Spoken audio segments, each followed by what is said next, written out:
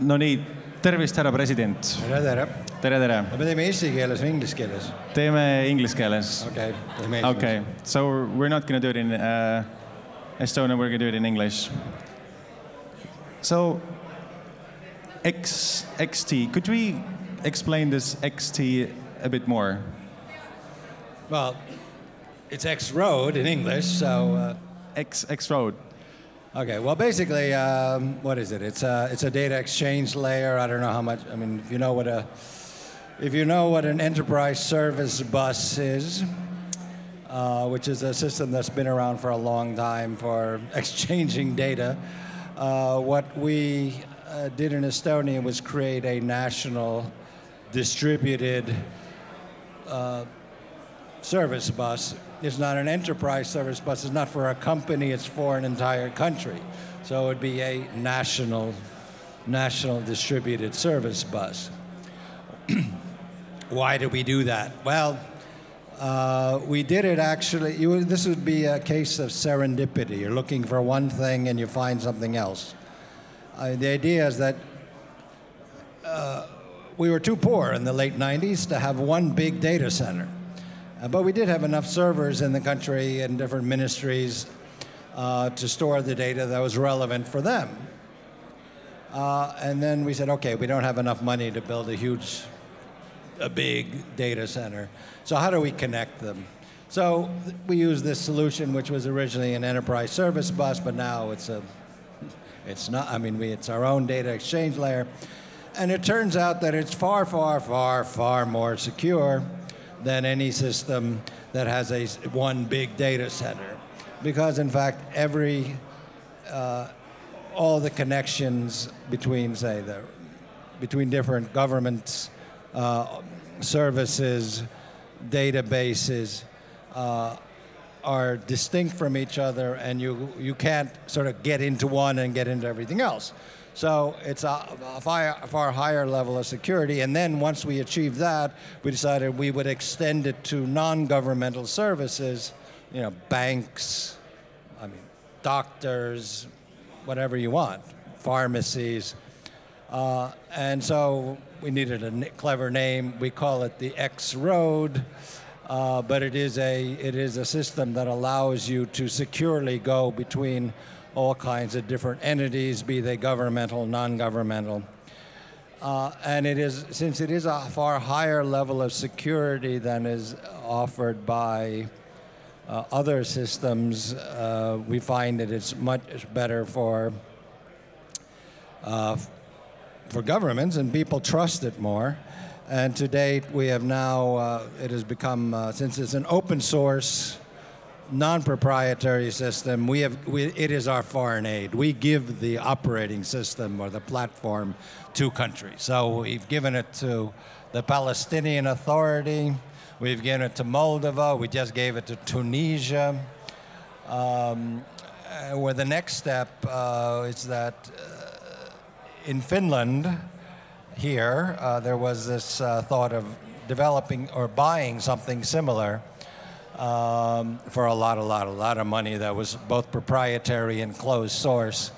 And then the Finnish experts came to the conclusion that it would make much more sense to use what the Estonians have created, which, as I said, is open source, non-proprietary, and far cheaper. And then the next idea was, well, actually, we might as well build a system so that it is interoperable. That does not mean that Finns can look at Estonian data or data can look at Finnish data. What it does mean is that a service available to a Finn in Finland would also be available to him or her in Estonia, and vice versa. We haven't gotten there yet, but let me give you an example of what this means. In Estonia, we have digital prescriptions used by 98% of the population, which means that your doctor writes your prescription into a computer. You don't get a piece of paper with a scrawl on it, but it's in the computer, and you can go to any pharmacy anytime and take out your prescription. Okay, now assume we get the same thing in Finland. Well, then we end up with a situation in which a Finn from Oulu going to Saaremaa for the summer, loses his heart medicine, and he can go and get his prescription in Estonia. Now, ultimately, we would want this system to work all over the EU for it to be interoperable.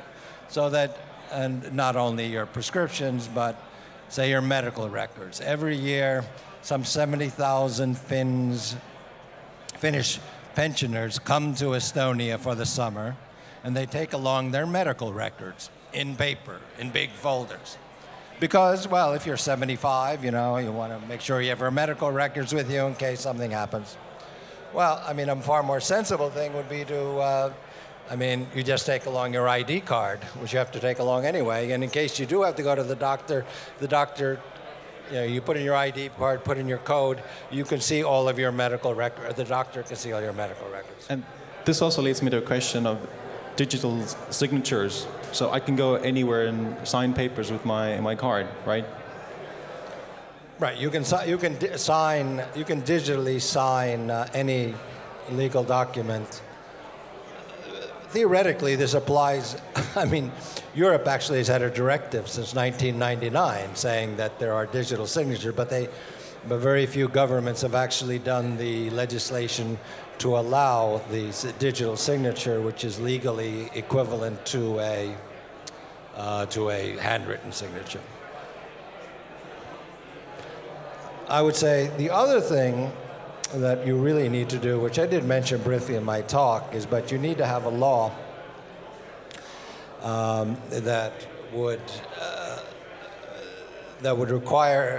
obligate governments make governments only ask you for your data once. Once they have asked you the data, they can never ask you again, which will force governments and administrations to actually develop a system in which they can access information. I mean, you can imagine how many times I do this all the time with all kinds of commercial services, but every time they want your ID, or you want your name, your email, your credit card number. Well, I mean, think of all the time when you deal with the government, you have to put in your date of birth, you have to put in, you know, this, that, and the third. If you want a government to be efficient, they have to be prohibited from asking you once they've gotten your information. They know what my bank accounts are. They may not ask me every year when I do my tax return how many children I have, what my bank account is, whatever. All of that is already there. And a government that asks me more than once, I mean, if they ask me more than once, they're breaking the law. This puts the onus on the government to do the work to make sure that everything, that you don't have, that they don't bother you. Now, where this really comes in most clearly is in this thing which we boast about, that you can register a company in Estonia in 15 minutes.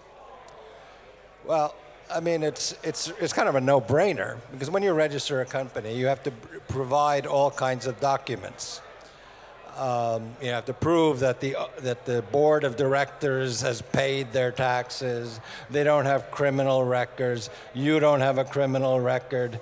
I mean, you're not in debt. All of this stuff you have to do, just pure bureaucracy. You don't need that bureaucracy. The government knows everybody. I mean, they already have the ID numbers of all the people. They can tell. The government knows that you haven't paid your taxes.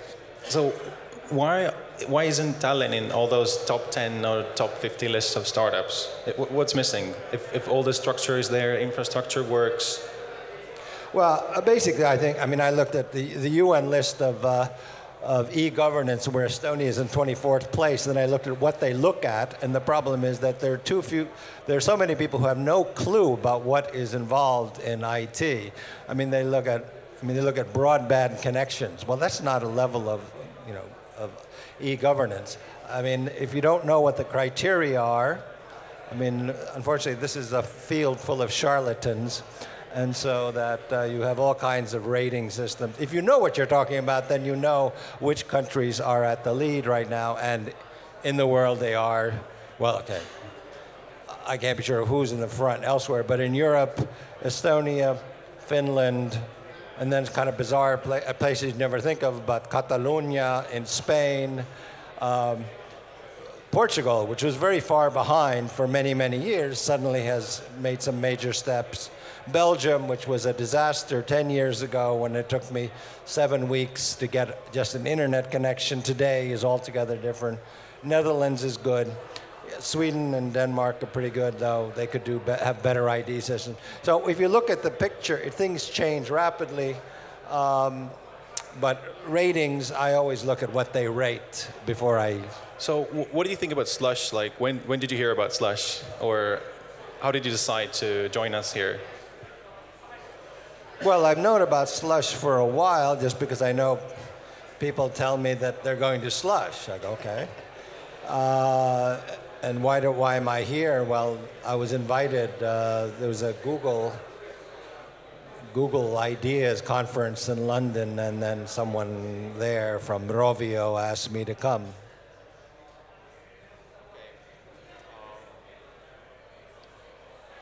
I think that's all. I think do we have some questions from the audience? Let me just say before I take the question, I mean, I would argue that the way we should be going is that if in Europe we can do a lot if we get governments to do things. At this point, there are a number of countries that have the minimum level of technical and of software and hardware sophistication to allow e-governance to work. Not many, but there is that. And then you have the legal infrastructure that needs to be created to allow all of this. Right now, Finland and Estonia are doing an experiment or embarking on something which, as I think, received too little attention, but is simply amazing, because if we do this in the rest of Europe, we will have a really advanced IT-based society. Whether we get there or not, I don't know. But certainly the possibility for getting there exists in Northern Europe and in select parts of Southern Europe, where IT development and government sophistication is high enough.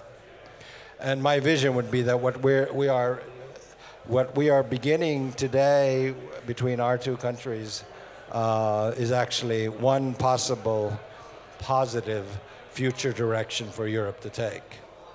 Can I just have one quick question? If you would have to start a startup like next week, in what field? Not cybersecurity. Well, not cybersecurity. Well, I don't know if cybersecurity is the right word, but I would certainly say that given that governments and states will remain the basic entities that can provide the level of security required for an internet society, then I would be looking less at apps and more at services that you can use that will be guaranteed with an authenticated ID. I mean, the kind of serious services that involving finance, banking, healthcare, and that would use a platform that will have to be guaranteed for security by the government. You don't have to do the security yourself, but you should be working, because I think in the future people will rely more and more on platforms that have guaranteed security. And the one area that I would be looking at right now is that as more and more of society or our basic processes are run by supervisory control and data acquisition systems, also known as SCADA systems, the real key will be the authenticity of data inputs. And here, I mean, there are solutions already. There are keyless signatures, other things that guarantee the security of data. This is what I talked about here. It's data integrity will be the big issue, not whether or not someone is looking at your mails, because can't really look at your mails anyway. Or you can make it so they can't look at your mails. So I would be looking at data integrity, and which will be the key issue for all kinds of larger systems that we depend upon, be it the inventory in your supermarket, your traffic lights, or your power systems. And you would start that in Estonia, right? Well, yeah, I mean, I would say that a number of the things that we have started have then gone on elsewhere. But you need to sort of think about where the world is headed. And I think at least, I mean, even more so than before the 6th of June, when the first things came out about Snowden, that we will be in the future looking at, be far more concerned about the security of our data. Okay, so let's have like one quick question from the audience, and then we have Sten coming here later. Yeah, you can just shout. Don't thank me, just ask the question.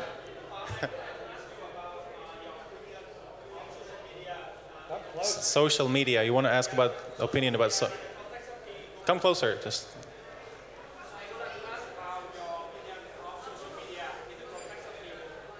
The social media in the context of e-government. I don't know. If something screws up, you'll find out about it quickly on Twitter. Other than that, I don't know. I mean, certainly, I mean, there have been attempts for Facebook. I mean, to use Facebook as an identification form of identification or authentication. I don't think that's really very reliable, but other than that, e-governments, Facebook, I mean, social media is clearly a way to get information out quickly. You know, there was, I mean, just last week, there were some fake messages sent out from, which, I mean, there were fake messages that claimed to be from the NATO Center for Cybersecurity that's based in Estonia. Well, I mean, you want to say that, I mean, they sent out their press release and they posted, so, you know, I tweeted as well, I mean, but it doesn't really have a function in the terms of service, to my mind. All right. Thank you very much, and I really hope to see you here next year again. Okay, agreed. He said yes. Let's see.